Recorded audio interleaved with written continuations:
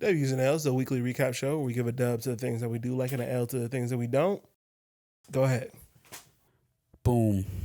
One dub this week going out to I'll just give it to the man himself, Mr. Tenoch Huerta, who said some shit that I'm sure he wasn't supposed to say, but said it anyways.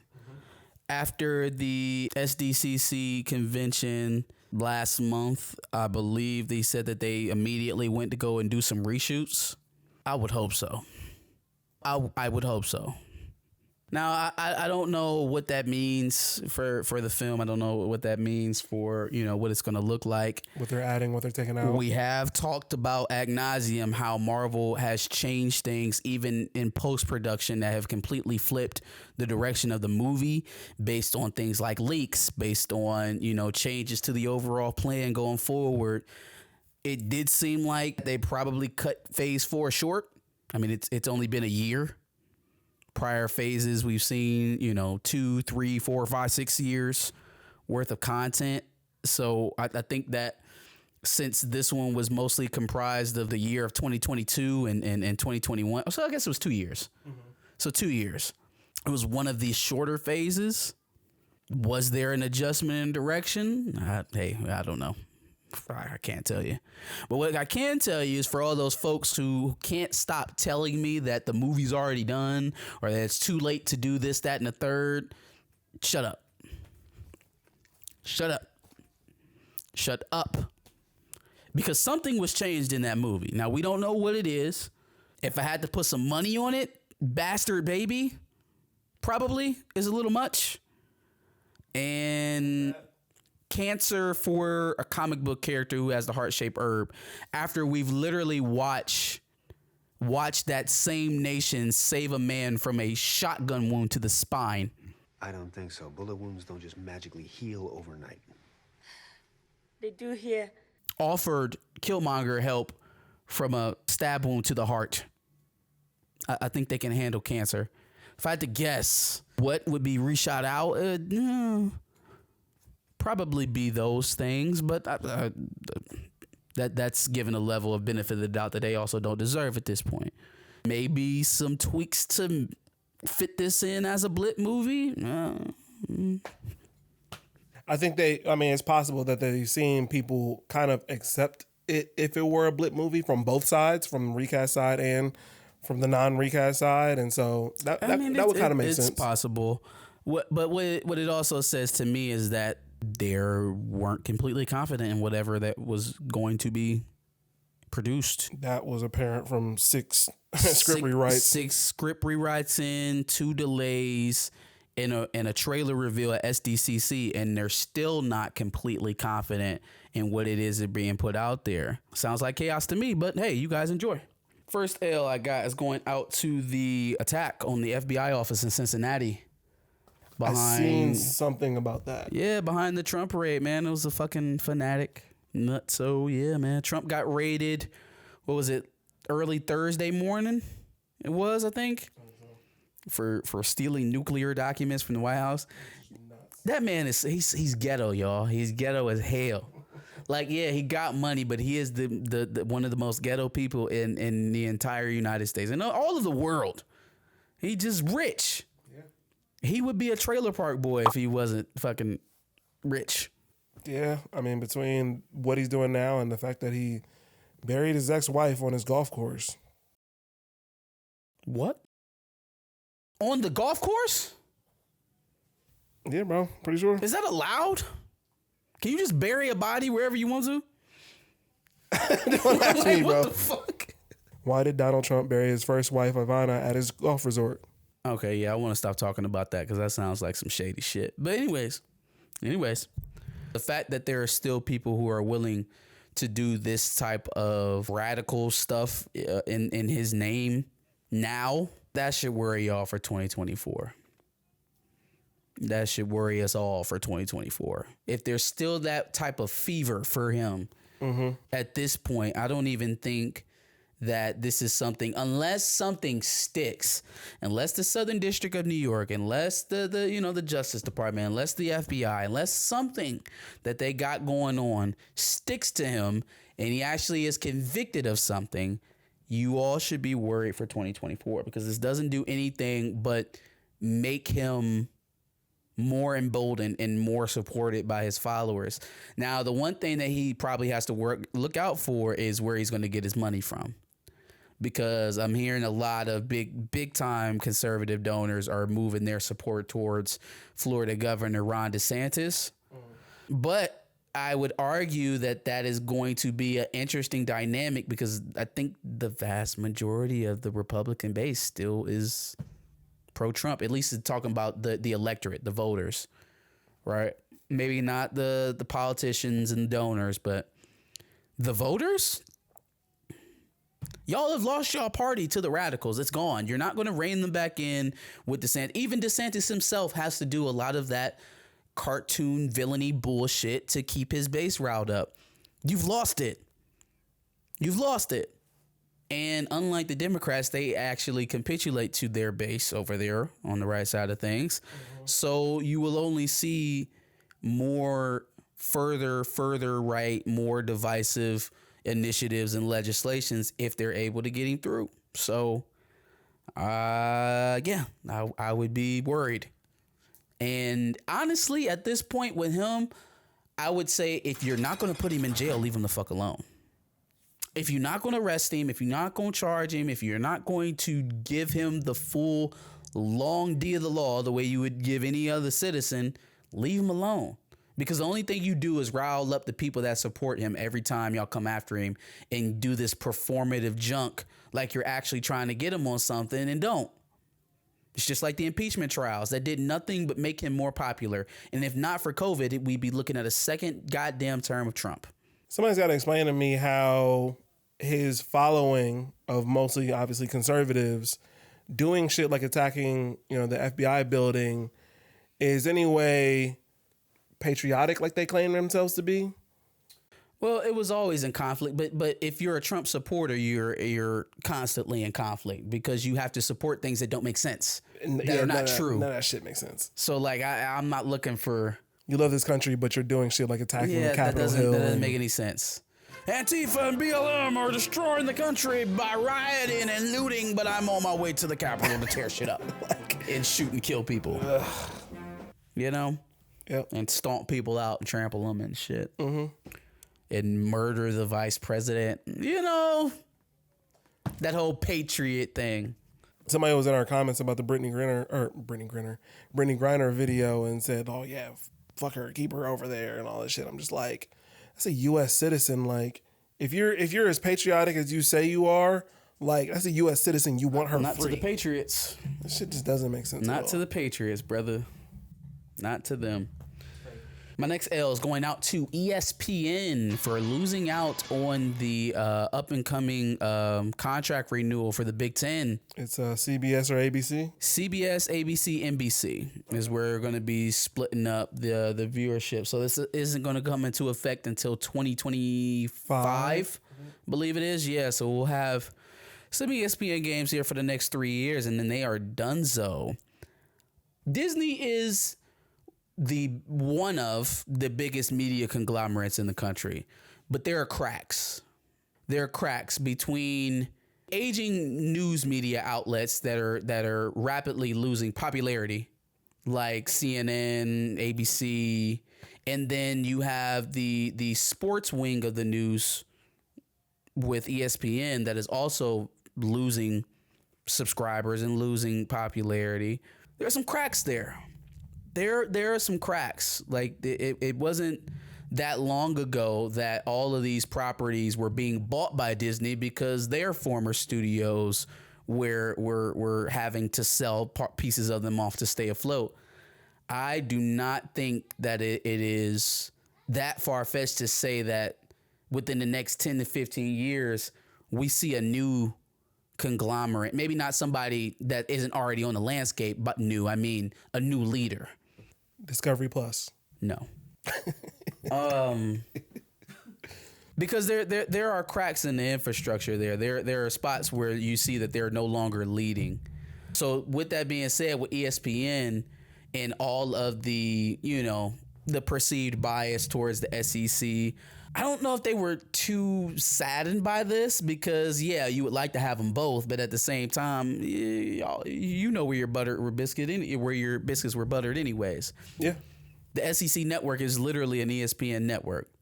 You know what I mean? Like, outside of the Fox networks, you don't usually get a fair shake in terms of SEC versus everybody else. So, isn't ABC Disney? yeah. Okay. So, but it's a little weird. I guess the one thing that Disney is, I'm sorry, not ABC, NBC, Fox, and CBS is who the new contract is with. Oh, Fox. Okay, I got you. So that's the one thing that Disney does have going for them, though, is that they bought up so many of these local television shows and stuff like that. Basically, anything that's not going to be Big Ten will still be playing on ABC and ESPN. However, with the coming of the new super conferences, adding UCLA and USC, the Big Ten will now have a bigger media market than any other college football conference in the country. So they will be perpetually behind the curve until that contract is up, which, will they survive? We'll see. How do you feel about the impact that the ESPN has, being that they are still probably one of the bigger media conglomerates in sports? How do you think that'll impact the bias towards the SEC over? I don't Big think Ten? it'll change. If anything, it'll probably get more entrenched, because now you're setting up a dynamic where half the networks are going to be towards the Big Ten and some other surrounding conferences, and then half of them are going to be towards the SEC and other surrounding conferences. It's not going to be... I don't think we'll ever get back to a place of pure objectivity on television. You want objectivity, find a channel on the internet. Yeah. Find a channel, find a podcast, something in the new media, because that shit is never going back. It's never going back. They're in full-on war now. They're in full-on ratings war at this point with the super conferences. So you can kiss objectivity in college football goodbye. ESPN will always be, as they have been, SEC leaning and slanted. Fox will be the same for the Big Ten. That's just how it'll end up, in my opinion. Yeah. Next L is going out to Mr. Benjamin Simmons. Benjamin Simmons. Did you see his his shots of him back in the lab, bro? Oh God. In the court, dunking. As if that's what we needed you to work on? No, get a shot. Get a jumper, bro. What are you doing? That's not what his L is about. So, it did come out. I think Bleacher Report reported it. So, do you remember when the Nets were getting ready to get booted out of the playoffs there, and everybody was expecting Ben Simmons to play in that series? And then that series turned to, he's going to play in Game 4. And then Game 4 turned into, let's try to get you back in Game 5 to see if we can turn this around, see if we can do something. Yeah, there was a weird part of that series where it was like, he's coming. He's coming, and then it just never happened, right? Yeah. So before Game 5 happened, apparently in a group chat with Kyrie Irving and Kevin Durant comes to Ben Simmons and is like, hey, are you going to play in the game on Thursday? This nigga leaves the group chat. Oh, no. He didn't even fucking respond, fam. He left the group chat. I'm out, man. That nigga's tripping. Fam, you left them on red? Bruh, he left the group chat altogether.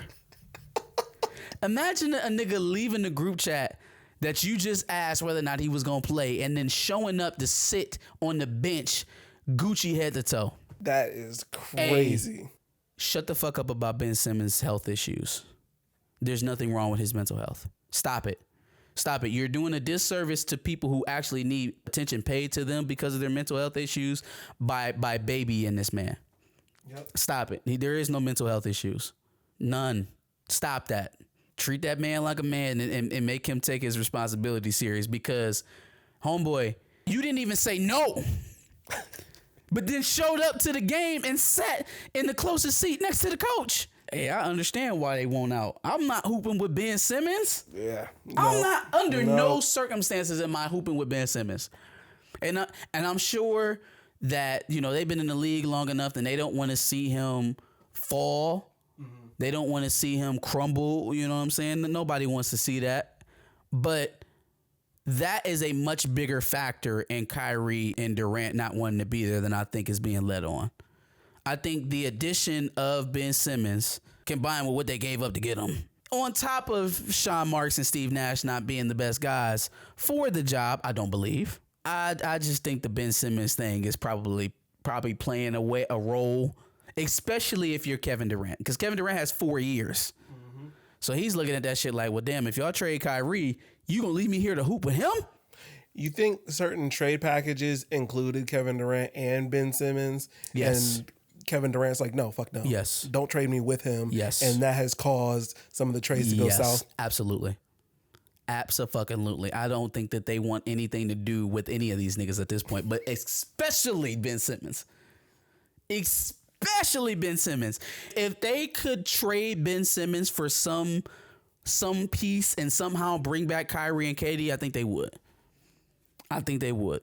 But his value has got to be shot by now. It's got to be. I don't know how loud that is in certain NBA circles, but I cannot imagine a team being willing to give up anything close to a first round pick or a superstar level player for Ben Simmons right now. Anything at all. You might get a fucking PJ Tucker and a ham sandwich out of me. I was going to say, I don't know where he would even go besides a team like Charlotte. Nigga, you can have fucking Bobby Portis if you want him for goddamn Ben Simmons. Bobby Portis is with the Bucks. I don't see that happening. I'm just saying. I'm trying. No, I see what you're saying. Level of player. Yeah. You can have fucking Thomas Bryant.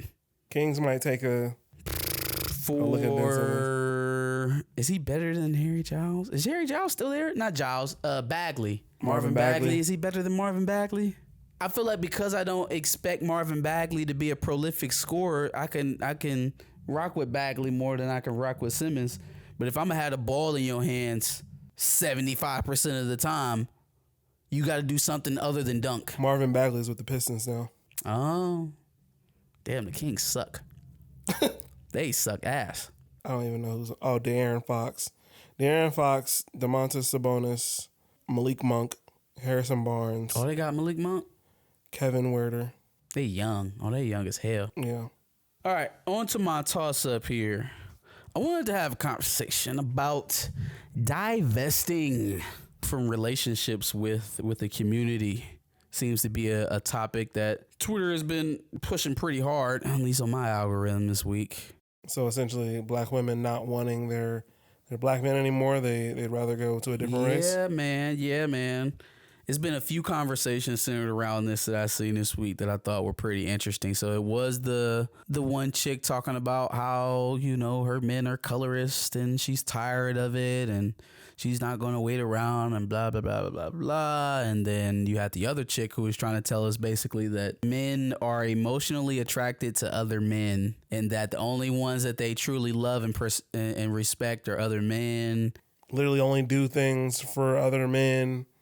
Like they only engage in relationships with women to seem, high up on the rank with other men. Okay. Shit like that. Okay.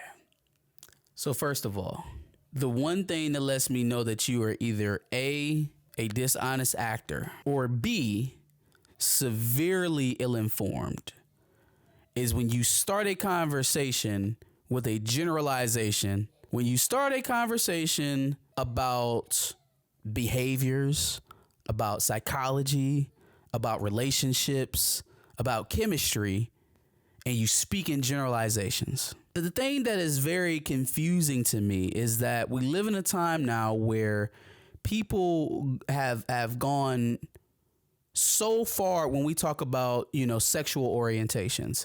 We've gone so deep and have gotten so nuanced that we've created new terms and we've opened up new perspectives and things of that nature. And that's neither here nor there. But for some reason, when we start having this conversation, everything is so generalized. There's no nuance of thought.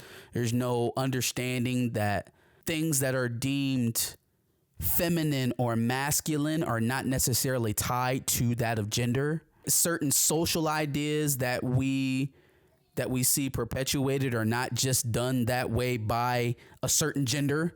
For example, the young lady talking about how men are emotionally attracted to other men. Mm-hmm. Okay. Could it be that maybe people, not just men, not just women, but people are attracted to other people who share a lived experience? Does that make more sense than, oh, men are just emotionally attracted to other men? Like all men, every single man, every man everywhere is attracted emotionally to other men. Do you hear how dumb that sounds? Like seriously, you will take a statement and you're talking very slow. And you have a very calm voice and you speak with a very matter of fact. So you must be saying something intelligent. You must be saying something smart.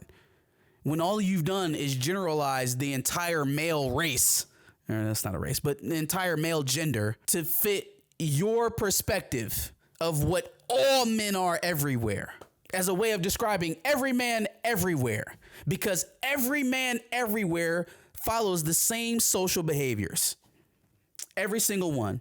And you are so well informed that you're able to dictate that. You are so well trained in your psychology degree or sociology degree or whatever it is you have a degree in, because I'm sure if you're making these proclamations, you are trained in this field to make that proclamation, right? I'm sure that's what it is. I'm sure you're making a well-researched and thought-out opinion based on data when you say that men are emotionally attracted to men.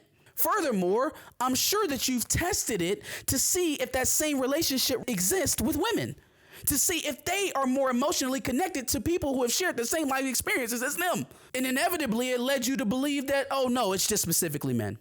200,000 likes on Twitter. Jesus fucking Christ. It's not even just that you are holding your personal experiences over statistics, because that's the simplest way of explaining it. And if you haven't gotten it from that, then the problem is much deeper.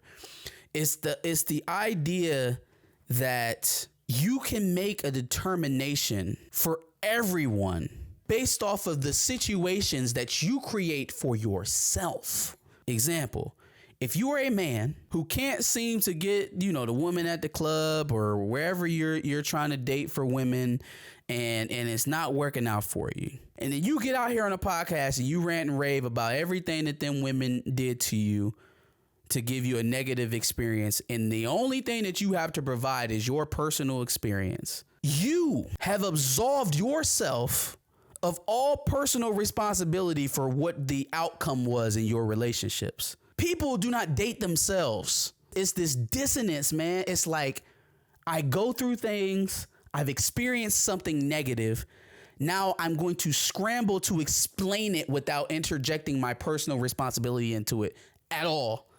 And anybody who provides me that explanation is my guru. That's the one I'm going with. Anybody who's able to provide me a rationale as to why this is happening that doesn't include my own personal responsibility, who the fuck I choose to interact with, the places that I meet people, the way that I engage in these relationships, before any of that is even called to task, if it ever is called to task, I've already determined why it isn't working out by blaming the other person on the other side. It's kind of like how niggas view themselves as high value men when they're the furthest thing from it. Dog. Let me explain something to you. High value men do not have to buy pussy. They don't have to. So when these dating coaches are telling you, oh, bring this and take her there and wear this and put this on and da-da-da-da-da and all that other shit, that's buying it, fam. They're not teaching you how to get women. They're teaching you how to attract gold diggers. They are not helping you have fruitful relationships. They're helping you attract people who are attracted to money. Anybody can do that, male or female. You're going to people for relationship and dating advice, and they're showing you how to flaunt. All the while behind your back, the person who's going to them for advice, they're buying it. Like literally buying it, not just dressing nice, like searching on sugar baby sites. It's the same thing. It is the same thing on the other side. You brought up a good point about rappers living what they talk about, right? It was a little bit of a different context, so I didn't bring it up, but it's a good place to bring it up here. Listening to Meg's album, right? Mm-hmm. I listened to the whole thing, And obviously the hypersexualized rap is her thing.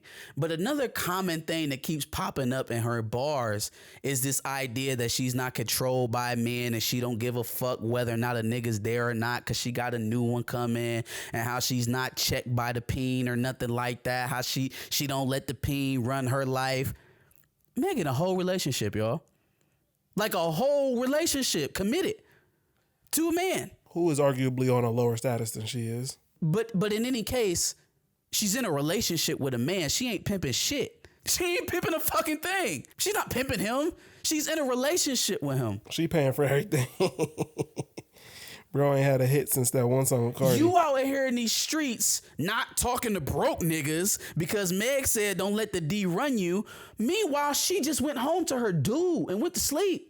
You out here in the club with 5 of your friends sharing a bottle that the one nigga that you flirted with bought you when you got into the club. Meg's at home Netflixing and chilling. With a nigga who almost fought The Rock. You will take these explanations as to what you're supposed to be doing or why you're going through what you're going through in relationships from people who are not living what they're selling you. Yeah, girl, be single. Hot girl this, hot girl that. She got a man. And you know what? You made a good point. A man who don't make as much as her. Thank you. I didn't get it at first. I get it now. A man who's not making as much as her. Imagine that. Found happiness with a broke nigga. That's it for me. All right.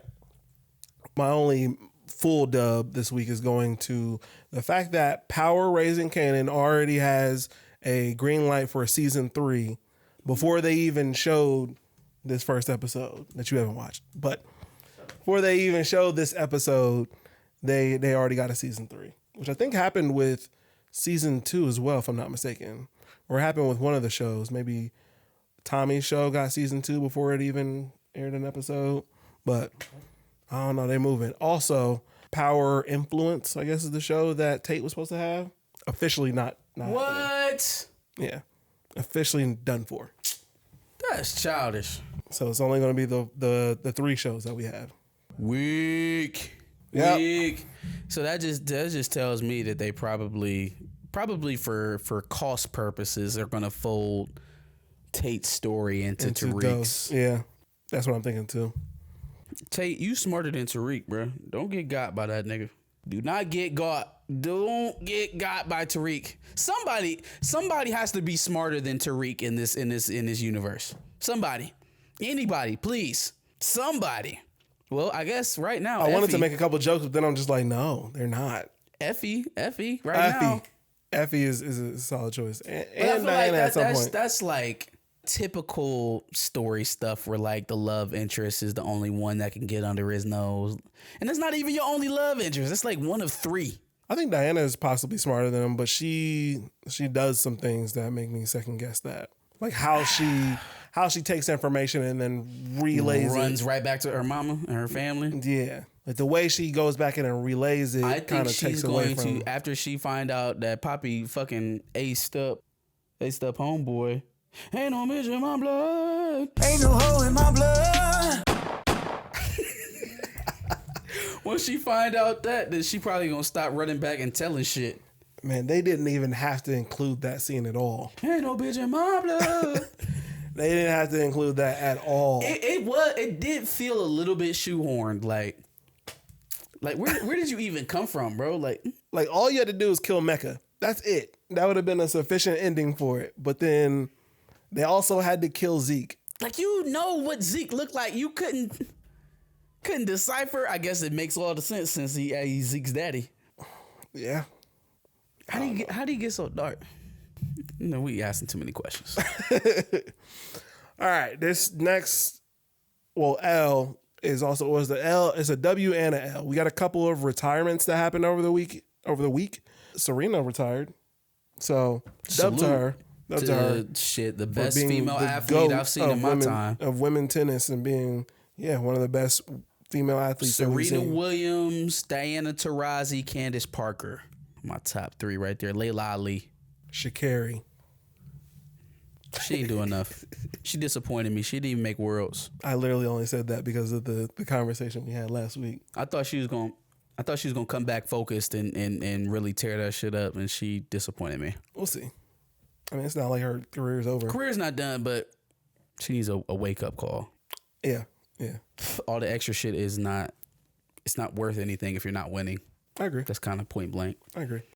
Now, the other retirement that we got, I'm giving an L because I'm not sure where it's coming from and why it's happening, but apparently Tyson Fury is retiring. What? Tyson Fury is retiring and apparently vacated his title. Not sure where it's coming from. Story. Not sure where it's coming from and why it's happening. There's more to that story for sure. Because Because wasn't he supposed to fight Joshua? No, I thought it was on the docket. He had a fight on the coming up. I thought maybe not, but there's definitely more to that story. Legal troubles. Maybe he got caught up with something with the WBA, and I don't know, but that don't seem right. It doesn't at all, especially when you're basically in the prime of your vacating career. the title. It'd be one thing if you was still in the climb. Something's up. You're giving up the title. Yeah, nah, something's up. Yeah, I don't know. It's out of nowhere, and I don't like it. So I guess we'll see what happens with that. My next L, I'm gonna give a RIP to another comedian, which I feel like I just did this a couple weeks ago.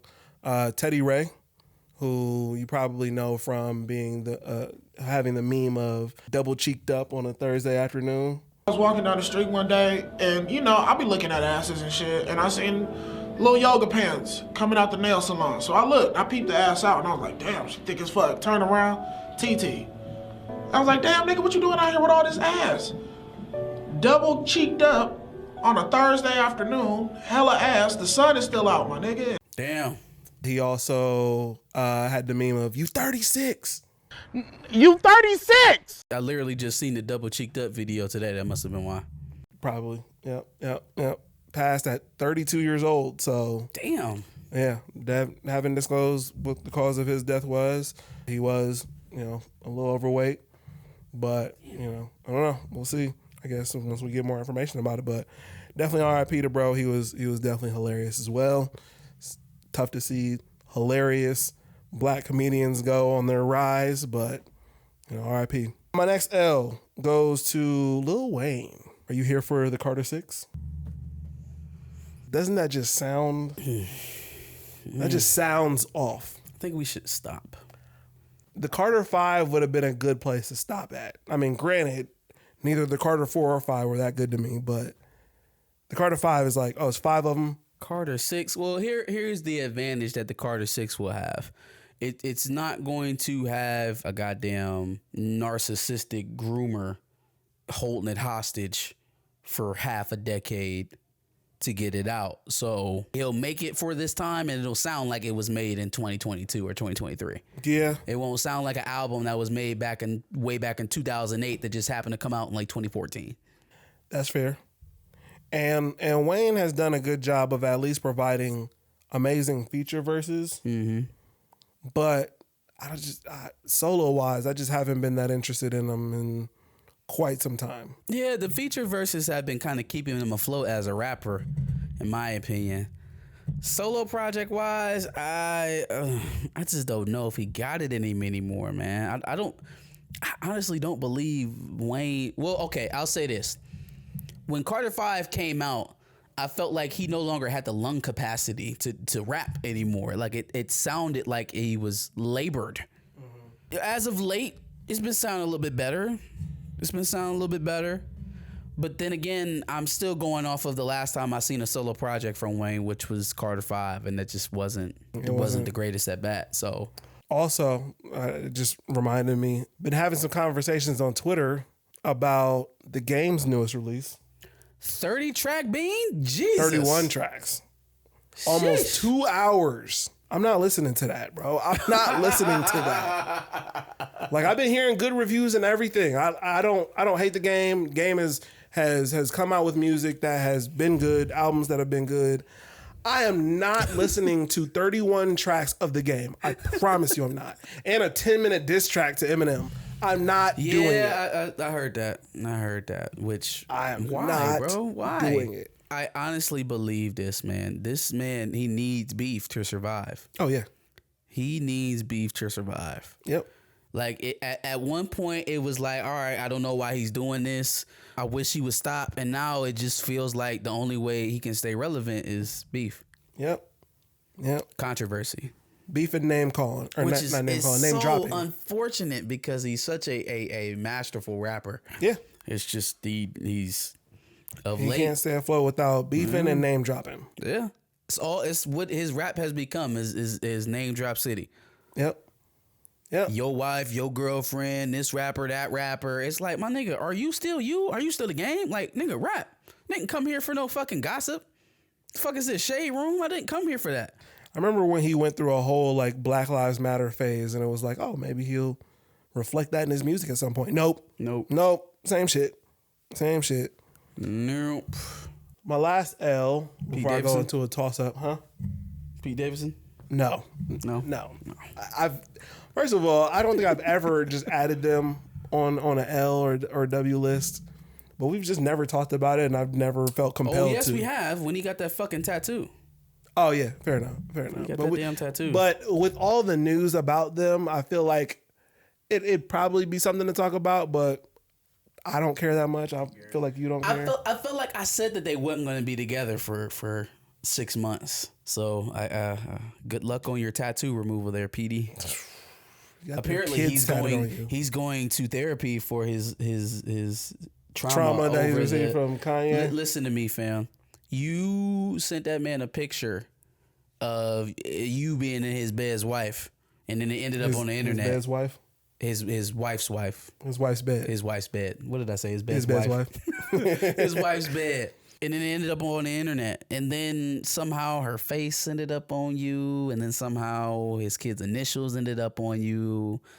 I don't have no sympathy for you, fam. Yeah, you definitely caused some of that yourself. You tried to troll your way into a fucking relationship and got your feelings hurt. And you already knew that you already know how you are, Pete. Everyone knows how you are because you never stop talking about it. So you put yourself in that situation. No one, absolutely no one told you to go get in between Kim Kardashian and Kanye West. Not a single person. Actually, plenty of people advised you not to do it. Here you go, trying to play stepdaddy. Hey, you got every bit of smoke you deserved for that. Especially when you out here antagonizing. Mm-hmm. You want to hear nothing about that, but no fucking dude, I am so tired of people weaponizing therapy. Like, stop it. Stop. Yeah. You don't get absolved from blame because you go talk to a doctor. It's not how that works. Well, everybody wants to play the victim. Jesus fucking Christ. Man ain't played basketball in a year. Ooh, I got my head. You gonna troll me from my wife's bed and then get sympathy when she break up with you? No, absolutely not. No, you got what you deserve, fam. You got what you deserve. Matter of fact, I'll send you $200 for your tattoo removal. I thought we didn't care, but apparently we do care. No, I wanted to give Pete Davidson his just due. Fair enough. You know. I mean, he does deserve it. But no, my last L goes to a different toxic relationship. I can't remember if we talked about this actually on the pod or not. I feel like we did, though, because I feel like we had a discussion about it. So some months ago, there was reports that a white OnlyFans model had stabbed and killed her Nigerian boyfriend. The elevator footage. Yeah. So it comes out that she is clearly the aggressor in that relationship. Done. And she just got officially charged with murder after that video dropped. Yeah, she's done. Yeah. Dunsky. Now, that was a Christian Abu Saleh or something like that. Saleh or something like that.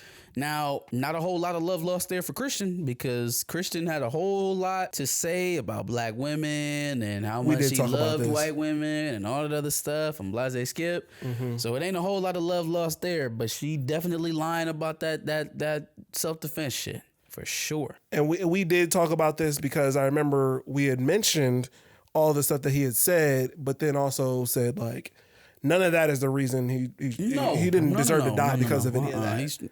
So, I mean, it's a fucked up situation on all accounts, but yeah, no, she's definitely fucked. Definitely fucked. But, oh well, she brought it on herself. Agreed. That was my last L, but I got to toss up 21 Savage, who we already kind of mentioned today, has tweeted, that we need to stop the violence, specifically in Atlanta, but I'm sure he meant everywhere. And it's just funny because everybody's commenting back at him saying, oh, these are your lyrics, right? This you? These are your lyrics. Because obviously he has nothing to offer in the rap game. Well, actually, no. Recently he's been cleaning up a little bit, but a lot of what he offers to the rap game is I shoot niggas. I kill niggas. It would be like if Meg was like, we need to stop with all the sex bars. It's affecting our kids. You know, I'll just be like, what the fuck are you talking about? But can you shoot the messenger when the message is such a message that's needed to be heard? But the inevitable response to that is going to be, okay, you first. You can't be a purveyor of war and be the main person calling for peace. Sure. You can't be a purveyor of sex and be the main person calling for celibacy. You can't be a purveyor of peace and be a purveyor of violence and be the main caller for peace. It just doesn't. But are they not allowed to undergo a mind shift change? I would say the more purposeful and the more meaningful gesture would be to show it as opposed to talking about it. Show with your actions especially first. when you've built a career off of it. That is so it's like, so now that you done made your millions talking about shooting this, blowing this, spin the block this, now it's time to put the guns down. Niggas was playing your shit while we was spinning the block. You know what I mean? Like, it's just especially Gucci. Not that they are directly responsible, but right. Irony exists, hypocrisy exists, and people are going to, just as much as you have the right to say those things and have your growth, people have a right to call to the table your history. Yes, that's fair. Especially if that history is ongoing. But those people are allowed to grow and see the errors in their ways and try to. The only thing that he can do at that point is to continue to prove his growth. I agree with that. On the next Gucci or 21 album, I hear pow pow, shoot 'em up, this, that, and the third, Draco this, Draco that, 40 this, 40 that. What was all of this for? It was performative, and now people are even more justified in calling you out for bullshit. So then we'll probably hear another album like I Am Better Than I Was. I didn't hate that album. Before we hear another Savage Mode, but even in that album, within that album, there was still I'll shoot nigga bars. Like, there was. It was still in there. There was. I don't want to give up another Savage Mode though, but for the greater good, I will make that sacrifice. No, I mean, look, I think they're allowed to grow, and like you said, if they're going to indicate that they are growing and going through a mindset change, they need to show the actions behind their words. For sure. So hopefully we see some sort of change amongst that, and then through that, hopefully we see a change overall. Agreed. Any other dubs, L's, thoughts? That's going to be it for me. Make sure you like, share, and subscribe. Tell us what you thought about our dubs and L's. Give us yours in the comments below. Like, share, and subscribe. Come back every Wednesday at 10 a.m. for a new dubs and L's. And make sure you check out our previous dubs and L's where we talked about things going on in the week. Make sure you catch up on some of the things that we talked about before. And like you said, subscribe. We like to do this every Wednesday at 10.